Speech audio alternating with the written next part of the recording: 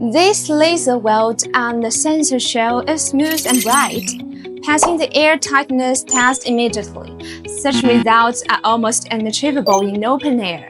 Sensor housings are typically titanium or stainless steel, which are sensitive to welding conditions. Even adequate shielding gas cannot prevent trace moisture and oxygen from compromising internal weld quality and long-term sense reliability.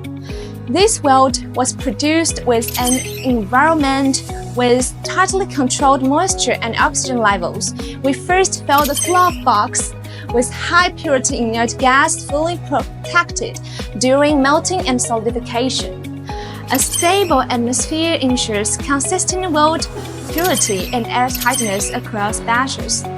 We specialize in high-spec Hermetic welding for sensors. Contact us if you have ongoing projects or sealing issues.